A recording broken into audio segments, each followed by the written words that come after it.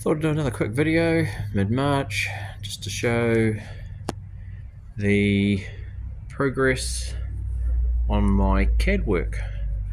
So we started with some cardboard aided design, which I then progressed to some custom wood aided design, which went to some computer aided design, which has now been sent off to the metal man to have made into 5mm plate steel to have made into its final rendering. Along the way, I did opt to not use that upper mount in there, partially because of its size,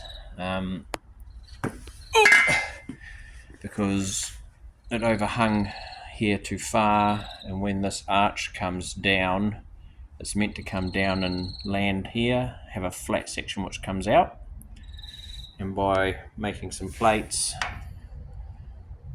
I can actually gain quite a bit of space.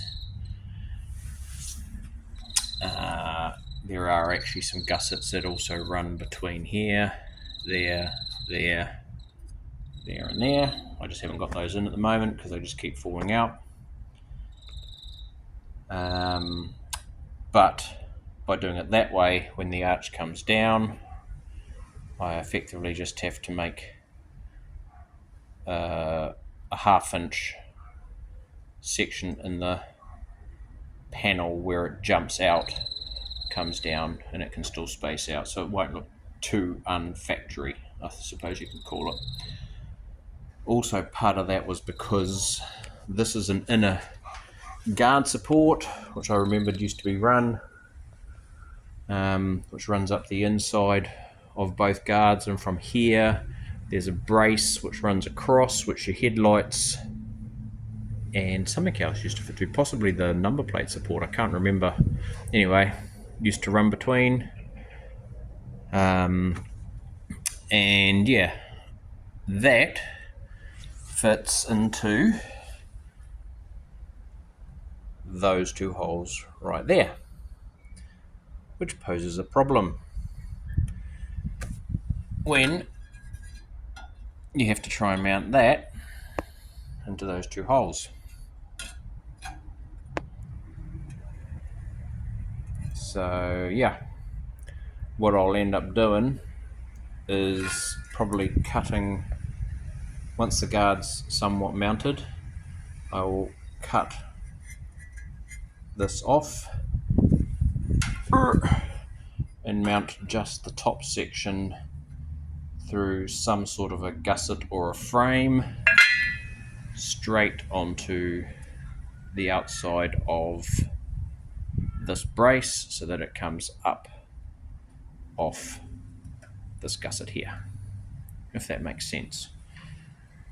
And that way it's still attached in part of the frame, no longer bolts on, it'll actually be welded onto the frame, giving my guard its strength, and I don't have to worry about it. On the front lower control arms, we just jump down here. I've made up or designed up those. They've got slotted holes running this way for the camber. So they're all in, front and back. And then I've just got a boot plate here, which runs up and will weld in top to the underside of the lower control arm wing gusset in there. Giving myself plenty of overlap to get some nice weld and penetration when we do some weld, obviously, on the final renderings. And I'm also going to be gusseting or plating this entire lower front radiator support panel. I'm going to cut that section out there and just weld a new piece in so it's flush. So that'll all be boxed in, making it stronger. Get rid of the holes, so they'll be welded up. So that whole core support will be boxed in, as will this front support in here and in here. On the back side, I added a gusset support on this outside, which is going to have 2 scallops in it to weld to the outside. Gives me a dropper. I don't know if I've gone over this or not, but effectively I'm going to run a boot plate on the inside of the chassis rail, the full length all the way back to here. Obviously I didn't make a full length boot plate out of my custom wood, but you get the idea.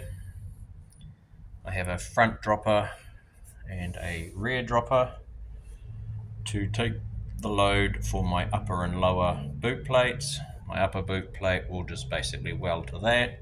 My lower boot plate goes out to my outer boot plate. That is actually full width, so this will come all the way down to there, all the way out to there. So I've got full width there. So I've got lots of support on the lower boot plate, on the outside edge, on this back edge. Oh, sorry, big fat finger in the way, on this back edge. And then on the front side here, only a little bit on this front edge because I need to be able to get this arm to slide in. So that should form a nice bit. And my caster bolt has a sliding hole this way. This acts as the inside of the U. That acts as the top of the U. And so when you're turning that bolt, it slides backwards and forwards on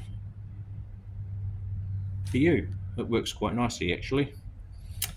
So yeah, other than that, I've just been sanding away on the chassis rail yesterday and today. So that's the factory, what it used to look like after 96 years. And that's what it looks like today. Getting ready to start welding up all these holes. I've got, for the bigger holes, I've got some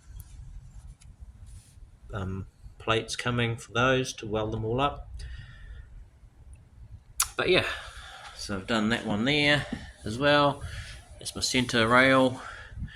That'll also be getting a boot plate along the bottom side, and again, once that boot plate goes in, I will use those holes there to plug weld into that boot plate. A bit of extra strength in that chassis rail. May even yet make a triangular gusset in here, not 100% sure. I have also designed another chassis plate to go between there and there at this stage. So I've cleaned the chassis rails all the way up to here. That's as far as I'm going to be going at this stage. So all the holes in the chassis rail forward of that point, all the holes will be filled except for the body mounts. If I need to make new holes, I will make new holes and use riv nuts, or put a tube spacer all the way through to some sort of a chassis nut or whatever on the underside. Don't know, I haven't figured it out yet, but drill a hole on the inside of the thing, slide a nut in, weld a nut on, whatever, we'll figure it out. So yeah, basically now that I've made this video, shows you how that's all working. I'm going to take the chassis, flip it up on its side and start grinding the inside of both of these chassis rails and the underside of that cross member and that cross member. So yeah, just a video to show you where I'm up to, and I can get the guy around to start welding up all my cross members and bits and pieces.